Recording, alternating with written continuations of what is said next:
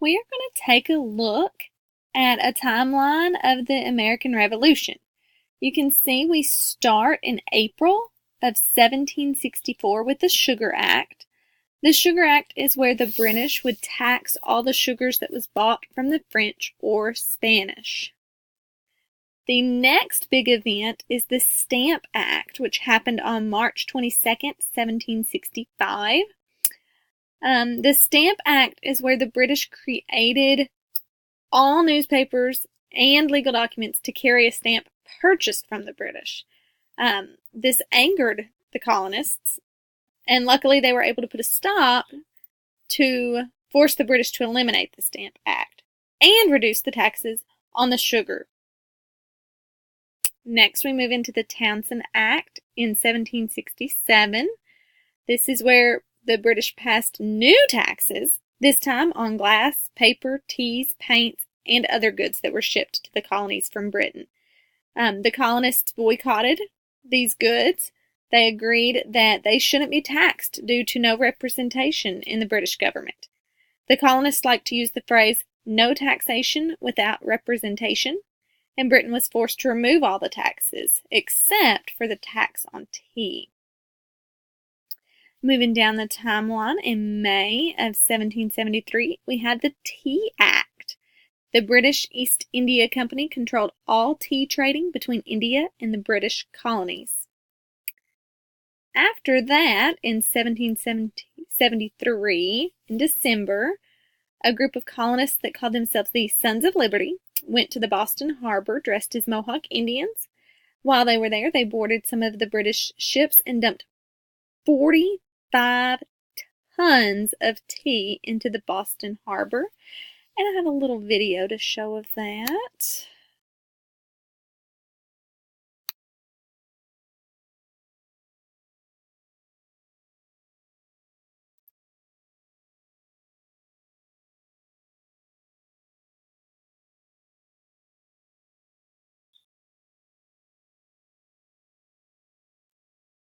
Okay.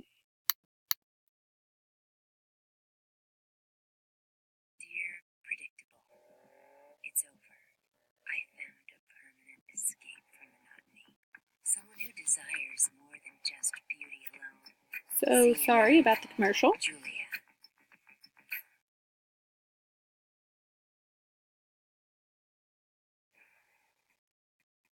On the cold winter night of December 16, 1773, a band of American colonists approached 3 British ships in Boston Harbor.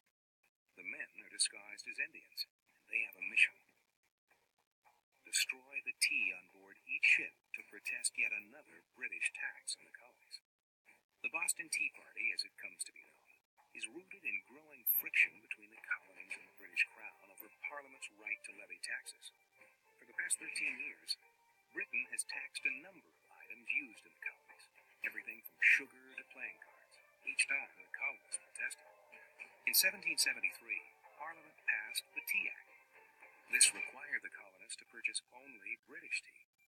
Though it was actually cheaper than other teas, it was taxed, and to many colonists, that was intolerable. In Boston, the colonists demanded the tea ships return to Britain. The British refused, so the colonists took matters into their own hands. The interesting thing about the Tea Party is we think there's like a wild sort of riot or mob and that there's mass confusion, and actually the colonists were really specifically interested in making a point about tea to the British. So they didn't storm and destroy the ship. They actually didn't damage this ship at all. They just went for the tea. They didn't even break the lock to the hatch. They just wanted to make a point that the tax was bad, and they were going to show that by just destroying the tea. The British were outraged. They closed Boston Harbor to trade and tried to assert even more control over Massachusetts. The colonists resisted, united in a growing defiance against England. 16 months after the Boston Tea Party in 1775, the American Revolution begins. Okay, so that's a little bit about the Boston Tea Party. Moving on, we have the First Continental Congress in 1774. The First Continental Congress was where a group of 56 delegates from 12 of the colonies met in Philadelphia to act together in response to the Intolerable Acts. They met in secret because they didn't want Great Britain to know that they were united. After the meeting of First Continental Congress in April 18th, 1775, we have the famous Paul Revere's Midnight Ride. Paul Revere rode on horse to warn the colonists the British were coming, so the colonists would be prepared when they arrived. Paul Revere is known for his warning, "The British are coming, the British are coming." Yeah, let's go out and play and have a good time. You won't have to study all that stuff and mess around learning all that dull stuff about the Indians and redcoats and cannons and guns and muskets and stuff. What about Indians and redcoats and cannons and muskets and guns and stuff? Oh, Indians, redcoats, and, history. Yeah? Yeah, they had the craziest gun. What gun? Oh, they had a gun that fired a shot that was heard clear around the world. Darnest thing I ever heard of.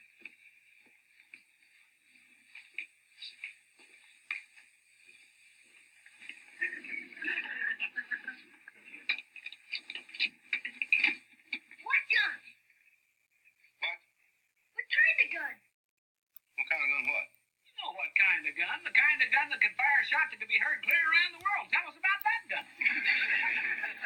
Well, there was this fella. You sure you want to hear this story? It's history. For Pete's sake, tell the story. Well, one time, a long time ago, this country was a part of England, and we wasn't getting along with them too good. In fact, we was thinking about breaking away and starting our own country. But the king over there in England, he says, "You do that, and I'm going to send my redcoats." They was British soldiers, and he's going to send them over here to whoop us. Oh, the nerve. He says, "You better think about that thing." Well, so your great-great-great-great-great-granddaddies all got together, think about it. And they argued about it back and forth a while. And finally one of them says, "Let's do it. Let's start our own country." Somebody says, "How you do that?" Says, "I don't know." Says, "I reckon you just start." Says, "What do we call it?" Says, let's call it the United States of America." That was a good name. Yeah. About that time, up in Boston, Massachusetts, there's a fellow living up there named Paul Revere. And he's a pretty good old fellow. Just as poor as Job's turkey, but he's a pretty good old fellow. And he owned a real good old horse named Nellie. Now, Paul, he was wandering around the streets up there one night, and he come up on a friend of his. And he says, "Howdy, what's new?" His friend says, "What's new?" Says, "The British is coming. That's what's new. What's the matter with thee?" And Paul says, "You're kidding." He says, "It's a fact." Says, "I just heard it from an Indian. And you know them Indians, they keep their ears to the ground." And Paul says, "Do the folks know about this?" The fellow says, "I just heard about it myself." And Paul says, "Well, what we going to do?" And the fellow says, "I'm getting out of town." And Paul says, "Well, we got to spread the word." He says, "You spread it. I'm getting out of town." Well, Paul, he didn't know what to do, but he knew he had to do something. Now, it happened that they had planned, if the British was ever to come over here, that they'd put a light up in this high church steeple. And Paul went down there to look. And sure enough, there was the light, burning brighter than day. Well, Paul, he jumped on his old horse and he lit out.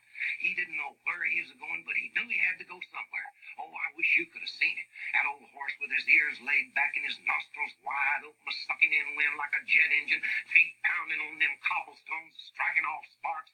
Paul holding on for dear life and hollering at the top of his lungs. He says, "The British is coming, the British is coming. Get you a gun, we gonna have us a revolution."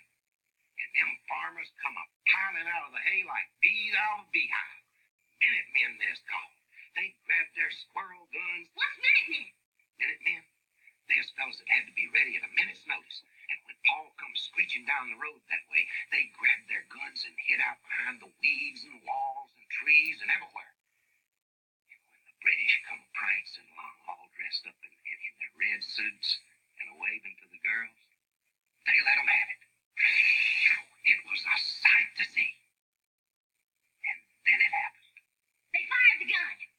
They fired the gun. And the shot was so loud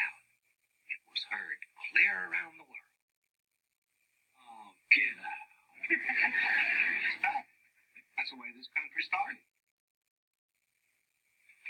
You read the book. What book? Yeah, what book? Where did you get that story, Paul? Oh, your history book. My history book? Sure. All kinds of good stories stuck in there amongst the history. Yeah? Good as the one you just told us? Sure. Some of them even better. No fooling, Paul? No fooling. You fellas look through that book, I bet you in a couple of weeks you'd be coming in here telling me stories. Okay. So after Paul Revere's Midnight Ride, we move into the battles of Lexington and Concord that started on April 19th of 1775. During this battle, the British marched to Concord because it was an arms depot. That's where the Americans had stockpiled all of their weapons. This is where, as Andy mentioned earlier, the shot was heard around the world. No one is sure who fired first, but someone opened fire. At that point, both sides opened fire, and the Americans were forced to withdraw. But they had slowed the British advance. By the time the Redcoats got to Concord, the Americans were waiting for them in force. The weapons depot was saved, and the British were forced to retreat. June 15th, 1775, George Washington was appointed Commander-in-Chief of the Continental Army. This is when the Second Continental Congress met and appointed George Washington as the Commander-in-Chief of the Continental Army in hopes of greater success. June 17th, 1775 was the Battle of Bunker Hill. It was the first major battle of the War of Independence. On July 4th, in 1776, the Declaration of Independence was adopted. It was a document declaring the 13 American colonies independent from Great Britain. This document was written by Thomas Jefferson, but signed by many and declared in effect by the Continental Congress on July 4th, 1776. Great Britain's response to this was to continue the war. So that brings us to December 25th of 1776. Another famous event was George Washington crossing the Delaware River. George Washington and his troops crossed the Delaware River on Christmas night in a surprise attack on the British. In 1777, we have the Battle of Valley Forge. American troops under the command of George Washington spent a brutal winter in Valley Forge. It was freezing, there was little food, but the Army made it through. This was a harsh training for them, but it's considered the birth of the American Army. On June 14th of 1777, America chooses a flag. The Continental Congress adopts the Stars and Stripes flag that was sewn by Betsy Ross. September 19th, 1777 was the Battles of Saratoga. These were a series of battles that culminated in the Battle of Saratoga. British General John Burgoyne surrenders during this battle. This victory by the Americans was a turning point for the Revolutionary War. Next, in October 19th of 1781, is the Battle of Yorktown. It was the last great battle of the American Revolutionary War. In this battle, the British Army surrendered, and the British government began to consider a peace treaty. Which brings us to September 3rd, 1783. The Treaty of Paris between the United States and Britain was signed. It ended the American Revolutionary War. I will take this now and turn it into a timeline if you would like to see. Scroll back up. We can see the events that led up: the Sugar Act, Stamp Act, and the Townshend Act, leading up to the Revolutionary War. Then we see a few years where it slows down, and then we get into the actual Revolutionary War, and we see all kinds of events. Congress meeting, all the battles, all the trainings, the Boston Tea Party, Paul Revere's Midnight Ride, all the way up to the last battle, and then the Treaty of Paris, which is ending the war. Thank you for watching my video.